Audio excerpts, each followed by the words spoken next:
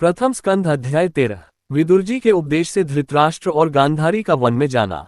सूत जी कहते हैं, विदुर जी तीर्थ यात्रा में महर्षि मैत्रेय से आत्मा का ज्ञान प्राप्त करके हस्तिनापुर लौट आए। उन्हें जो कुछ जानने की इच्छा थी वह पूर्ण हो गई थी। विदुर जी ने मैत्रेय ऋषि से जितने प्रश्न किए थे उनका उत्तर सुनने के पहले ही श्रीकृष्ण में अनन्य भक्ति हो जाने के कारण वे उत्तर सुनने से उपराम हो गए।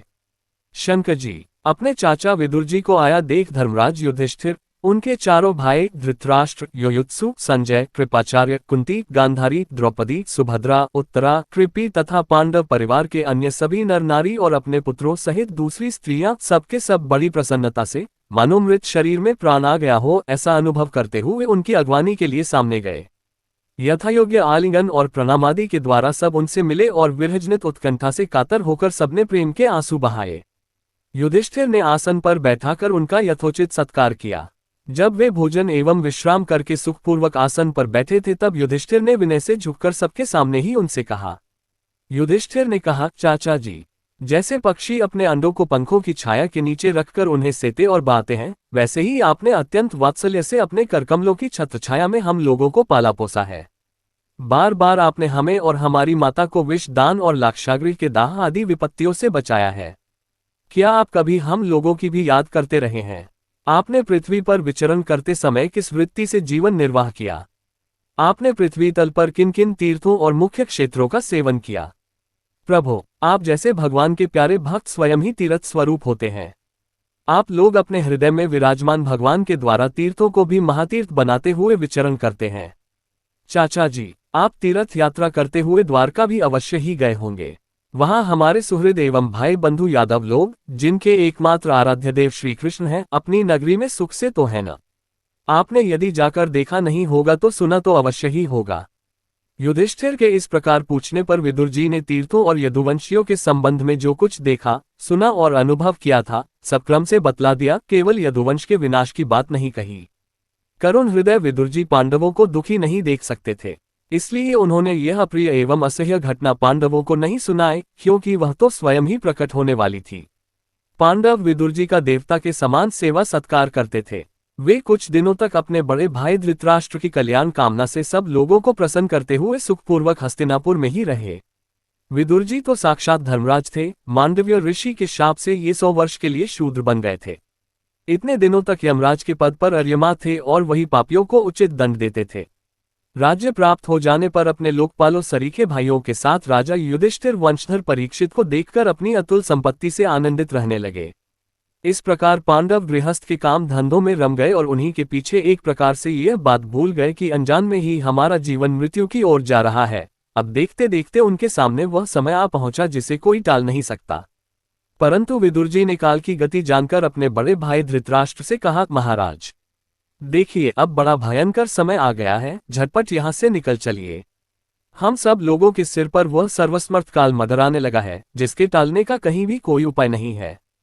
काल के वशीभूत होकर जीव का अपने प्रियतम प्राणों से भी बात की बात में वियोग हो जाता है, फिर धन, जन आदि दूसरी वस्तुओं की तो बात ही क्या है।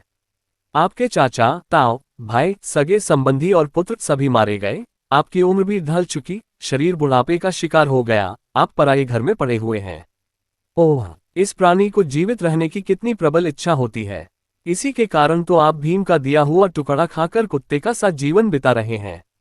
जिनको आपने आग में जलाने की चेष्टा की, विष देकर मार डालना चाहा, भरी सभा में जिनकी विवाहिता पत्नी को अपमानित किया, जिनकी भूमि और धन छीन लिए, उन्हीं के अन्न से पले हुए प्राणों को रखने में क्या गौरव है। आपके अज्ञान की हद हो गई कि अब भी जीना चाहते हैं, परंतु आपके चाहने से क्या होगा। पुराने वस्त्र की तरह बुढ़ापे से गला हुआ आपका शरीर आपके न चाहने पर भी क्षीण हुआ जा रहा है। अब इस शरीर से आपका कोई स्वार्थ साधने वाला नहीं है, इसमें फंसिए मत, इसकी ममता का बंधन काट डालिए। जो संसार के संबंधियों से अलग रहकर उनके अनजान में अपने शरीर का त्याग करता है, वही धीर कहा गया है। चाहे अपनी समझ से हो या दूसरे के समझाने से, जो इस संसार को दुख रूप समझकर इससे विरक्त हो जाता है और अपने अंतःकरण को वश में करके हृदय में भगवान को धारण कर संन्यास के लिए घर से निकल पड़ता है, वही उत्तम मनुष्य है। इसके आगे जो समय आने वाला है वह प्रायः मनुष्यों के गुणों को घटाने वाला होगा, इसलिए आप अपने कुटुंबियों से छिपकर उत्तराखंड में चले जाइए। जब छोटे भाई विदुर ने अंधे राजा धृतराष्ट्र को इस प्रकार समझाया, तब उनकी प्रज्ञा के नेत्र खुल गए वे भाई बंधुओं के सुदृढ़ स्नेह पाशों को काटकर अपने छोटे भाई विदुर के दिखलाए हुए मार्ग से निकल पड़े। जब परम पतिव्रता सुबल नंदिनी गांधारी ने देखा कि मेरे पतिदेव तो उस हिमालय की यात्रा कर रहे हैं जो सन्यासियों को वैसा ही सुख देता है जैसा वीर पुरुषों को लड़ाई के मैदान में अपने शत्रु के द्वारा किए हुए न्यायोचित प्रहार से होता है, तब वे भी उनके पीछे पीछे चल पड़ी। अजातशत्रु युधिष्ठिर ने प्रातःकाल संध्या वंदन तथा अग्निहोत्र करके ब्राह्मणों को नमस्कार किया और उन्हें तिल, गौ, भूमि और सुवर्ण का दान दिया। इसके बाद जब वे गुरुजनों की चरण वंदना के लिए राजमहल में गए, तब उन्हें धृतराष्ट्र, विदुर तथा गांधारी के दर्शन नहीं हुए। युधिष्ठिर ने उद्विग्नचित होकर वहीं बैठे हुए संजय से पूछा, संजय, मेरे वे वृद्ध और नेत्रहीन पिता धृतराष्ट्र कहाँ हैं? पुत्र शोक से पीड़ित दुखिया माता गांधारी और मेरे परम हितैषी चाचा विदुर जी कहाँ चले गए? ताऊजी अपने पुत्रों और बंधु बांधवों के मारे जाने दुखी थे। मैं मंदबुद्धि हूँ, कहीं मुझसे किसी अपराध की आशंका करके वे माता गांधारी सहित गंगाजी में तो नहीं कूद पड़े। जब हमारे पिता पांडु की मृत्यु हो गई थी और हम लोग नन्हे नन्हे बच्चे थे, तब उन्हीं दोनों चाचाओं ने बड़े बड़े दुखों से हमें बचाया था। वे हम पर बड़ा ही प्रेम रखते थे। हाय, वे यहाँ से कहाँ चले गए? सूत जी कहते हैं, संजय अपने स्वामी धृतराष्ट्र को न पाकर कृपा और स्नेह की विकलता से अत्यंत पीड़ित और विरहातुर हो रहे थे। वे युधिष्ठिर को कुछ उत्तर न दे सके। फिर धीरे धीरे बुद्धि के द्वारा उन्होंने अपने चित्त को स्थिर किया, हाथों से आंखों के आंसू पोंछे और अपने स्वामी धृतराष्ट्र के चरणों का स्मरण करते हुए युधिष्ठिर से कहा। संजय बोले, कुलनंदन, मुझे आपने दोनों चाचा और गांधारी के संकल्प का कुछ भी पता नहीं है। महाबाहो, मुझे तो उन महात्माओं ने ठग लिया। संजय इस प्रकार कह ही रहे थे कि तुम्बुरु के साथ देवर्षि नारद जी वहां आ पहुंचे। महाराज युधिष्ठिर ने भाइयों सहित उठकर उन्हें प्रणाम किया और उनका सम्मान करते हुए बोले। युधिष्ठिर ने कहा, भगवान, मुझे अपने दोनों चाचाओं का पता नहीं लग रहा है, न जाने वे दोनों और पुत्र शोक से व्याकुल तपस्विनी माता गांधारी यहाँ से कहाँ चले गए। भगवान, अपार समुद्र में कर्णधार के समान आप ही हमारे पारदर्शक हैं। तब भगवान के परम भक्त भगवन्मय देवर्षि नारद ने कहा, धर्मराज, तुम किसी के लिए शोक मत करो, क्योंकि यह सारा जगत ईश्वर के वश में है। सारे लोक और लोकपाल विवश होकर ईश्वर की ही आज्ञा का पालन कर रहे हैं।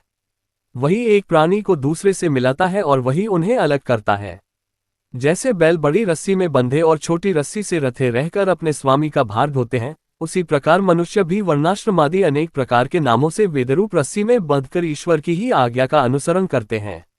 जैसे संसार में खिलाड़ी की इच्छा से ही खिलौनों का संयोग और वियोग होता है, वैसे ही भगवान की इच्छा से ही मनुष्यों का मिलना बिछुड़ना होता है।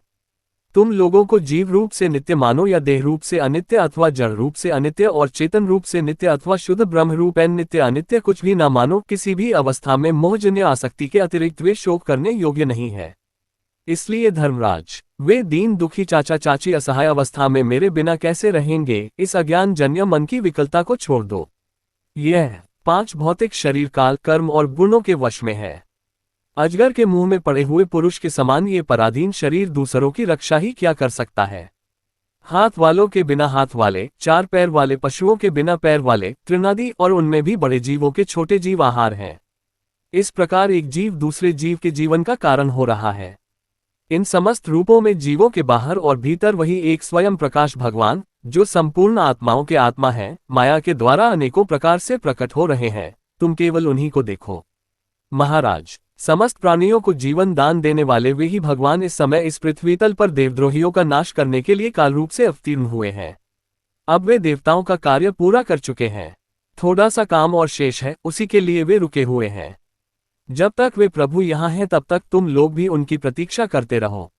धर्मराज, हिमालय के दक्षिण भाग में, जहाँ सप्तर्षियों की प्रसन्नता के लिए गंगाजी ने अलग अलग 7 धाराओं के रूप में अपने को 7 भागों में विभक्त कर दिया है, जिसे सप्तस्रोत कहते हैं, वहीं ऋषियों के आश्रम पर धृतराष्ट्र अपनी पत्नी गांधारी और विदुर के साथ गए हैं। वहां वे त्रिकाल स्नान और विधि पूर्वक अग्निहोत्र करते हैं। अब उनके चित्त में किसी प्रकार की कामना नहीं है, वे केवल जल पीकर शांति चित्त से निवास करते हैं। आसन जीतकर प्राणों को वश में करके उन्होंने अपनी 6 इंद्रियों को विषयों से लौटा लिया है। भगवान की धारणा से उनके तमोगुण, रजोगुण और सत्वगुण के मल नष्ट हो चुके हैं। उन्होंने अहंकार को बुद्धि के साथ जोड़कर और उसे क्षेत्रज आत्मा में लीन करके उसे भी महाकाश में घटाकाश के समान सर्वाधिष्ठान ब्रह्म में एक कर दिया है। उन्होंने अपनी समस्त इंद्रियों और मन को रोककर समस्त विषयों को बाहर से ही लौटा दिया है और माया के गुणों से होने वाले परिणामों को सर्वथा मिटा दिया है। समस्त कर्मों का संन्यास करके वे इस समय ठूंठ की तरह स्थिर होकर बैठे हुए हैं, अतः तुम उनके मार्ग में विघ्न रूप मत बनना। धर्मराज, आज से 5वें दिन वे अपने शरीर का परित्याग कर देंगे और वह जलकर भस्म हो जाएगा। गार्हपत्यादि अग्नियों के द्वारा पर्णकुटी के साथ अपने पति के मृत देह की जलते देखकर बाहर खड़ी हुई साध्वी गांधारी भी पति का अनुगमन करती हुई उसी आग में प्रवेश कर जाएंगी।